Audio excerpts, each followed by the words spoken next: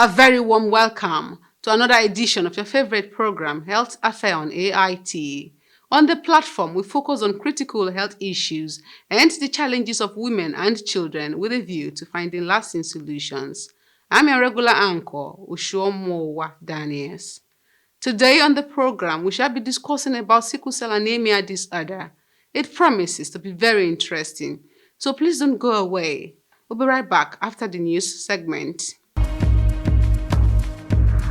In continuation of efforts to ensure that the African continent strengthens its health security to mitigate biological threats and consolidate on the gains made in tackling different emerging infectious diseases, the Lagos State government, through the Ministry of Health, is partnering with a non-governmental organization, the Global Emerging Pathogens Treatment (GET) Consortium, to host a 3-day discourse on One Health and Biosecurity in Lagos. The conference, titled 8th African Conference on Health and Biosecurity, has as its theme Strengthening Health Security and Mitigating Biological Threats in Africa. It is scheduled to hold at the Civic Center between Wednesday 2nd and 4th November 2022. When you combine flooding with large movements of animal produce, with large movements of human beings being the commercial hub of sub-Saharan Africa, climatic aberrations, and you put all this together, it's a perfect environment for biological threats to create havoc in this city. Which is why we're so grateful to the GET Consortium that they have consistently partnered with Lagos, and Lagos has been very receptive to their support, and they have been helping us organize these conferences. And if these conferences are not happening in Lagos, we definitely send a large contingent to wherever the conference is happening, because we know what we get out of this conference. And the 4 times we've had the conference in Lagos, what happens during the conference is that the GET Consortium brings experts from all over the world. So from the 2nd to the 4th of November, we're going to have experts from the United Nations, experts from various academic institutions around the world that deal with biosecurity threats. We have experts from the Africa Union, from the ECOWAS, coming into Lagos to share their knowledge and expertise around biological threats, biosecurity, and promoting the WHO concept of One Health. For the Lagos State government, the Chief Operating Officer, GET Consortium, Dr. Ayodotun, and country representative of the World Health Organization in Nigeria, Dr. Walter Molombo, there is no better time to organize a conference to discuss mitigating biological threats than now, with the increase in frequency and intensity of biological threats in infectious diseases in recent times. As we speak, there's an ongoing Ebola outbreak even in Uganda, and it's spreading by the day. But as we speak, we have almost over 50 people infected already, and about 20 deaths has been recorded. Today, just 2 regions in Uganda has been closed down, shut down to prevent the spread of Ebola in that country. And it's not just Ebola and COVID. We've had increase in incidents of monkeypox, of Lassa fever, of dengue fever. And it's as if as we're rounding up with an emerging infectious disease, another one is coming up. And it's becoming clear in our world today that the biggest security threats we'll be having may not be from the normal security apparatus that we're used to, but the biggest security threats nations will be having in the 21st century will come from a pathogen X that we know nothing about or little about, and COVID has proven that beyond reasonable doubt. So it's clear in our world today that for any government, whether at the state level, at the national level, or regional level, to experience peace, experience sustainable growth, and experience sustainable economic growth, it is very important for that government to take the issue of biosecurity very serious.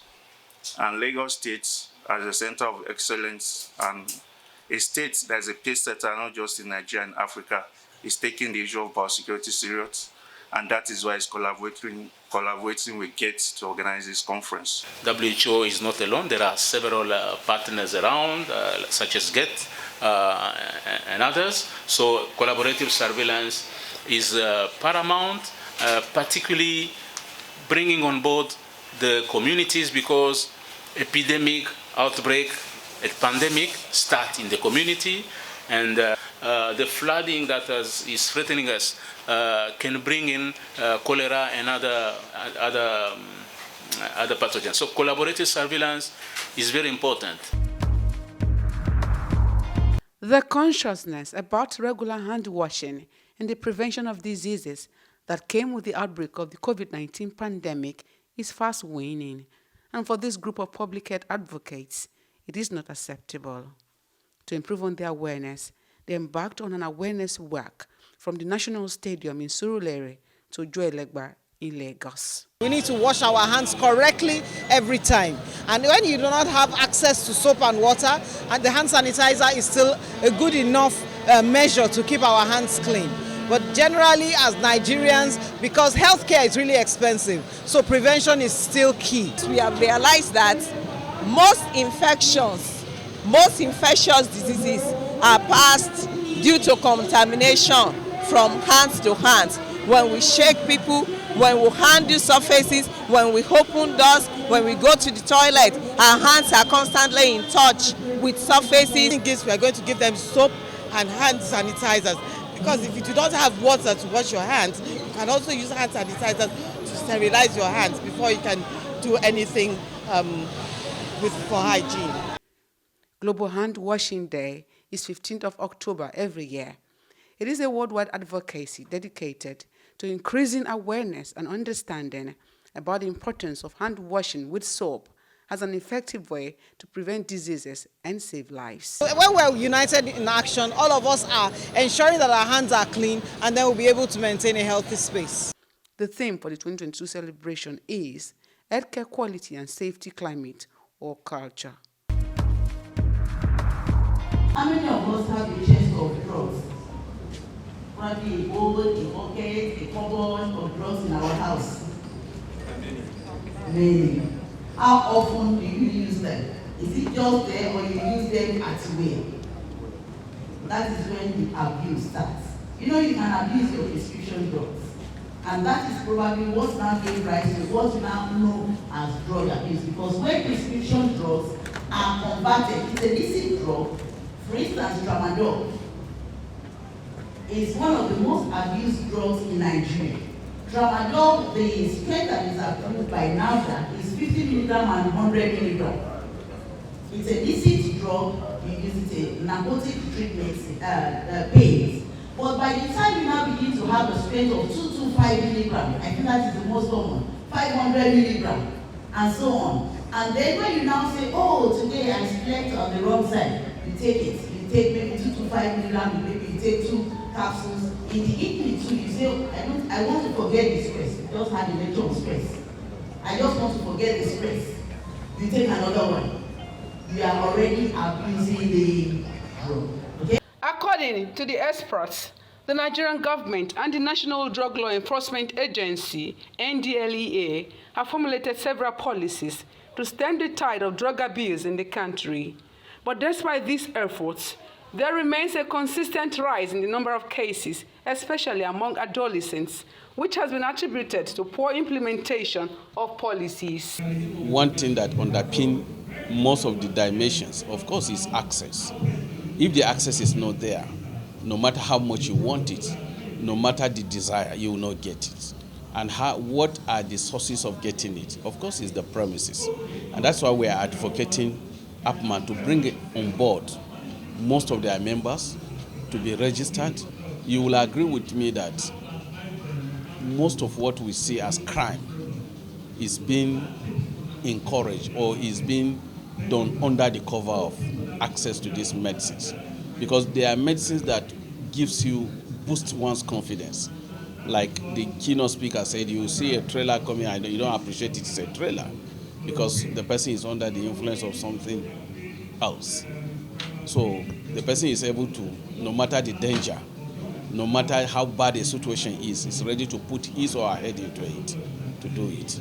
So as much as possible, the issue of access, we are concerned about it. Keep preaching to those that are doing the wrong thing to join APMA, because if you be an APMA member, you must have satisfied the requirement of Pharmacists Council of Nigeria.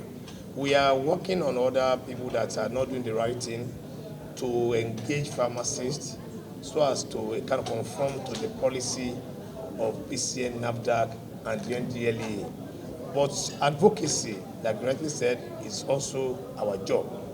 The conference we are doing every year is just so for public hearing, to know that it's good for you to be APMA compliance too. Once you are doing that, if you see those that are doing wrong thing you are talking about, for differentiating between those that are doing the right thing and the wrong thing, the only difference is that they are not engaging a superior pharmacist in their premises. But at the same time, not all, there are some, which I will not mention, that do sell drugs and they are not supposed to sell without engaging a pharmacist. Since they are not our member and we are not regulator, we cannot be the one to fish them out. But at the same time, we are working with PCN to kind of fish out all these bad elements in the society. For drug abuse to actually occur, there must be users, and there must be producers, and there must be an intervening wholesalers or transporter, somebody that will move it from the point of manufacturing to the end users.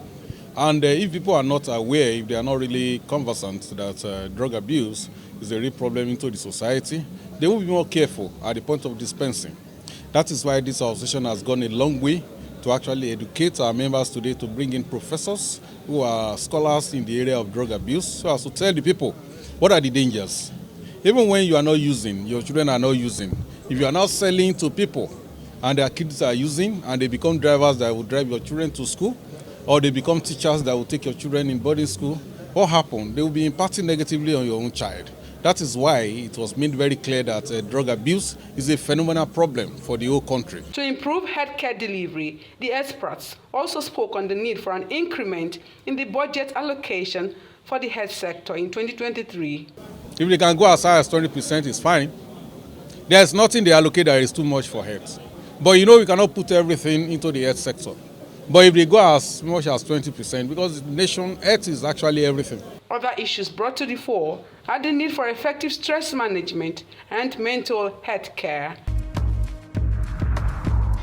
Residents in Lagos State have been advised to engage in regular exercise like cycling, walking, and other non-motorized form of transportation to stay healthy and maintain good health. The advice is coming from experts at the Nigerian Heart Foundation and some cycling clubs in Lagos State during a recent awareness campaign and medical outreach, which formed part of activities to commemorate the 2022 World Heart Day celebration. We started firstly with a World Press Conference. At the press conference, we presented a spinner bike, a spinning bicycle to the First Lady, and the First Lady received it, and she expressed the interest of the Lagos State government and indeed the population to get into exercises for healthy heart. 30 minutes exercise every day, even if it's brisk walking, is enough to keep your heart healthy. We are here with the Nigerian Heart Foundation to create awareness on cardiovascular disease with this Bike a Heart event, where we are to cycle the shape of a heart. This has been done in several cities all over the world since 29th of September. So, all in the bid to create awareness for healthy lifestyle. Cycling helps to release endorphins which make you happy. So when I cycle before I go to work in the morning, my mental alertness is just on another level. World Heart Day was a couple of days ago, but we're celebrating World Heart Day over a month. And this is what we're doing to announce the fact that we need to take care of ourselves. We need to take care of our health. And one of the easiest ways to keep your heart going is to exercise. The experts also called for good eating habits. Change your lifestyle. If you don't drink, stop drinking, stop smoking. Welcome back. If you are just joining us, it's Etafe on AIT. Sickle cell anemia is an inherited blood disorder that has no cure for now but can be prevented. Nigeria is one of the developing countries that has the highest burden of the disease. Some Nigerians abroad are beginning to work towards improving patient care so that we can improve on life expectancy for people with sickle cell anemia. As seen in one of our reports, Dr. Bolanle Idowu is one of such concerned Nigerians. Beyond a report of donation to the management of the Lagos University Teaching Hospital, LUT, I went the extra mile to speak with a consultant hematologist about sickle cell anemia disorder. She is Dr. Titi Adeyemo. Sickle cell anemia is an inherited blood disorder. It is characterized by the red cells of the affected individual sickling when it is exposed to low oxygen, and then getting disfigured, and then breaking down much earlier before the end of their lifespan. Normally, the lifespan of a red cell should be about 120 days.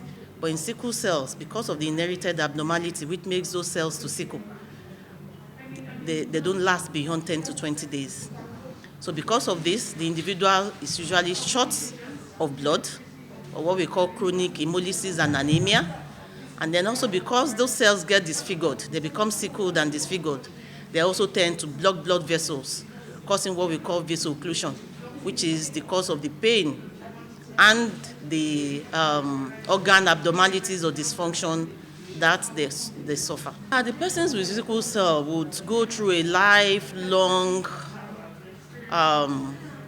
true life with episodes of what we call exacerbation crisis and episodes that we call steady state. Even during steady state, there's a lot of sickling and abnormalities going on in their body. But this is even further exacerbated during the period that we call crisis.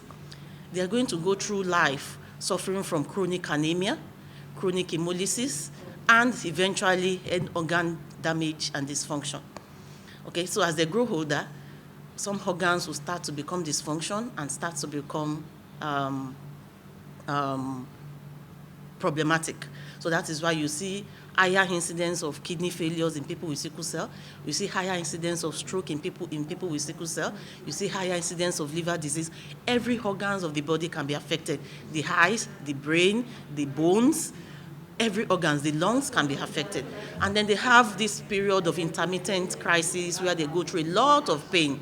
This is also as a result of those deformed red cells blocking their blood vessels, okay, and then giving rise to pain in any parts of the body. So they go through a lot of pain. They go through blood shortages, and then they go through, as they grow older, organ dysfunction. So it's a lifelong chronic disorder. But of course, there is hope. Normally, the lifespan of a red cell should be about 120 days. But in sickle cells, because of the inherited abnormality which makes those cells to sickle, they don't last beyond 10 to 20 days. So because of this, the individual is usually short of blood, or what we call chronic hemolysis and anemia.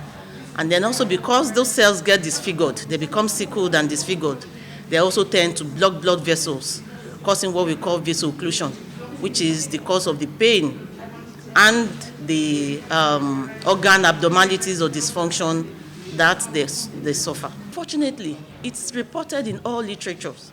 Evidence has shown that 80% of people with sickle cell live in sub-Saharan Africa. Of course, majority of these 80% live in Nigeria. But it's also been documented that they have very high mortality rates below 5.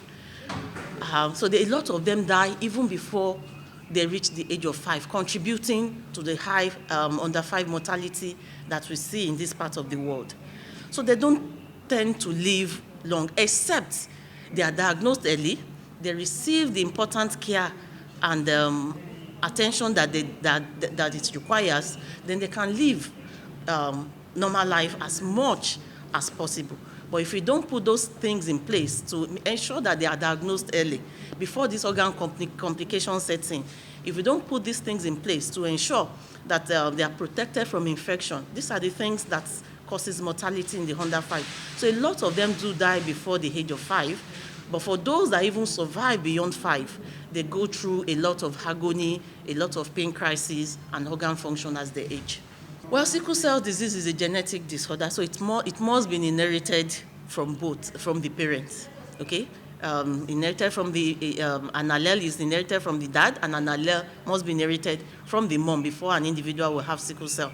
So what we advocate is that people should know their genotype, okay, before they get married, and make this informed decision that these are the possibilities of having children with sickle cell, and if we do, these are the things that we need to do to ensure that they have the best life that they can. But they have to be aware of the implication of having children with sickle cell disease and the implication that is going to demand, and the demand is going to place on them in terms of finances, in terms of the care they have to give, in terms of the commitment that they have to give such children when they do have them. The main message is to the government. We need to put a sickle cell policy in place. We need to diagnose children with sickle cell disease as soon as they are born. We need to put in place the care that they will require as soon as they are diagnosed. We need to put in place support services when they have to seek care for their pains. They need a lot of transfusion, so we need people to donate blood so that they can easily have access to transfusion. They need to be protected from infection, so we need to put in place early diagnosis, proper health maintenance strategies in place so that they can survive and live normal life as much as possible. What has been done differently in other parts of the world? What they have done is that they are recognized as soon as they are born, so that appropriate care is put in place, so that they can survive to 5 years old and even beyond. Life expectancy to the age of 20 is almost 100% in other parts of the world, whereas it's less than 20% in this part of the world. And the most important thing, the most important lesson we have learned is what we call the newborn diagnosis, newborn screening. If we screen them as soon as they are born, they are recognized as soon as they are born, and then we can put proper care that they require in place, then they are definitely going to survive beyond their 5 years and even survive into adulthood and live a normal life as much as feasible.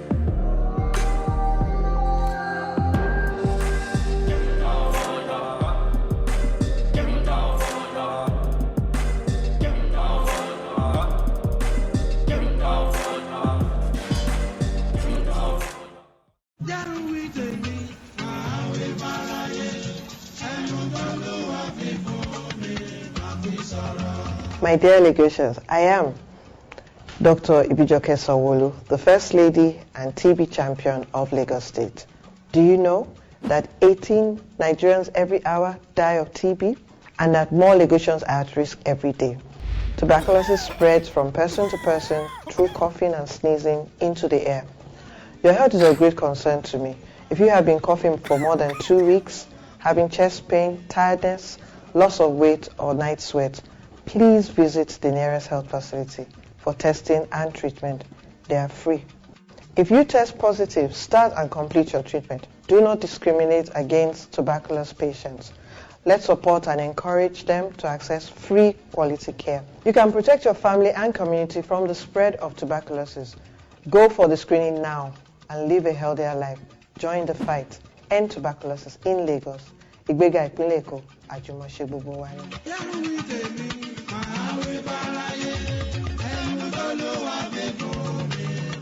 Now, let's take you to our nutrition segment.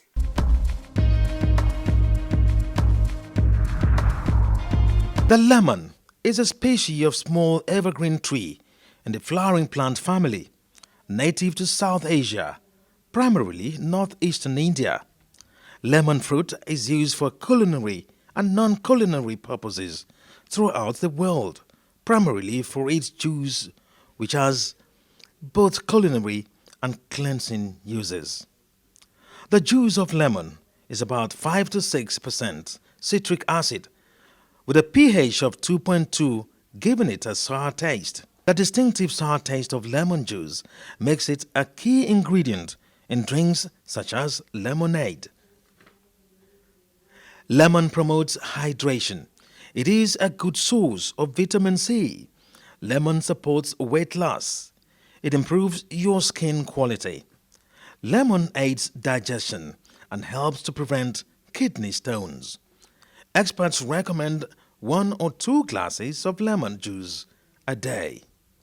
On our clinical segment, we give you tips for healthy living.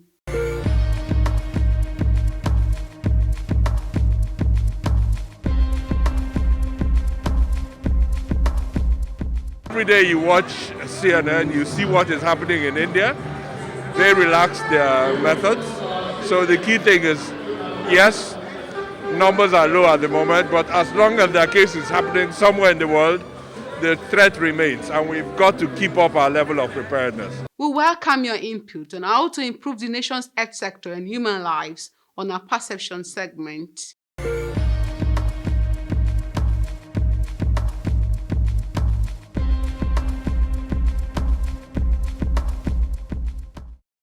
Government should encourage the dental profession by ensuring that the oral health policy that was passed some years ago is fully implemented, so that every nook and cranny of this country will have a dental facility. We'll have about 774 local governments, I'm sure. There's nothing wrong in government having a standard dental facility in all the council areas to ensure that people access dental care. Tobacco endangers all parts of the body, but mostly the heart and the lungs. And is out of 7 out of 10 cancer of the lungs is due to tobacco.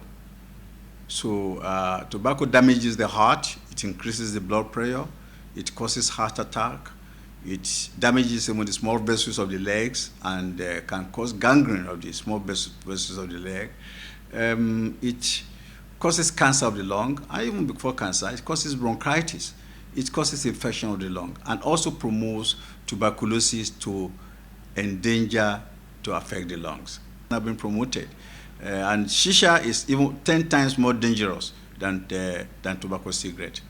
And our youth are now being caught up in also to be using shisha. Teach yourself to quit smoking, because once you start smoking, the individual is hooked upon it. It's not easy to stop smoking. Don't start smoking cigarette, and once you've started, you must commit yourself to quitting it. It was nice discussing with you. If you enjoyed the program, please invite more people to join us same time next week. By the grace of God, I remain your regular anchor, Oshuomowa Daniels. Please stay safe.